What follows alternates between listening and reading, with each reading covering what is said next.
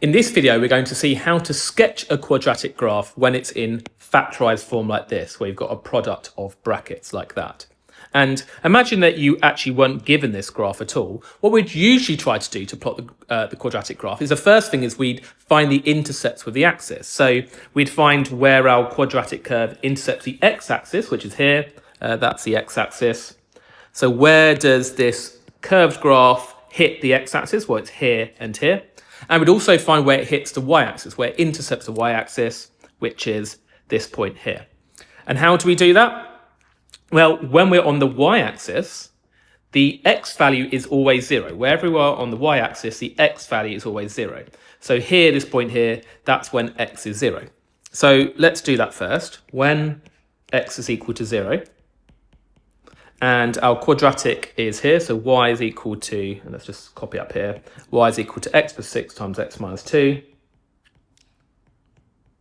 So when x is 0, if we substitute it in, we're going to get y is equal to 0 plus 6 times 0 minus 2. That's going to be 6 multiplied by negative 2, which is minus 12. So that means when x is 0, y is minus 12, which is going to be here. That's the point 0 minus 12. So we know what c is, it's minus 12. And now to get these x-intercepts, also known as roots, that's where y is 0. So when y is equal to 0, let's use this quadratic equation we've got here.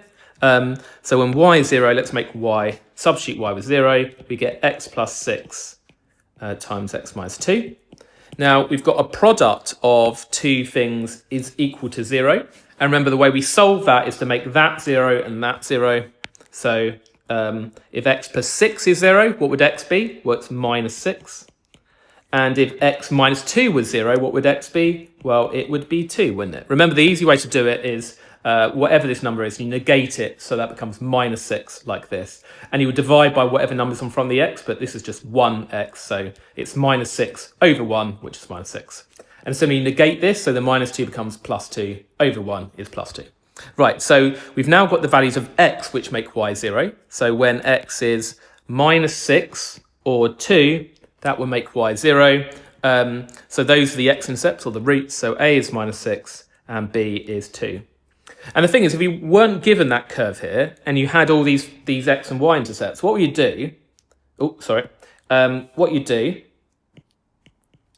is you'd plot those intercepts. So you've got the x-intercepts of the minus 6 and the 2. So minus 6 and 2. And you've got the y-intercept of minus 12. When x was 0, y was minus 12, which is down here. Doesn't really matter about the scale. And then basically, we always know that a quadratic graph, when we were plotting quadratic graphs in the previous skill, we always saw that they had a shape either like a smiley face or a kind of hill shape like that. Now, clearly, if it's got to go through this point here, and this point here, it's got to be the kind of, only the smiley shape has got to go for those 3 points. So it's going to look like this, basically, and it's going to be the smiley face going through those 3 points like that.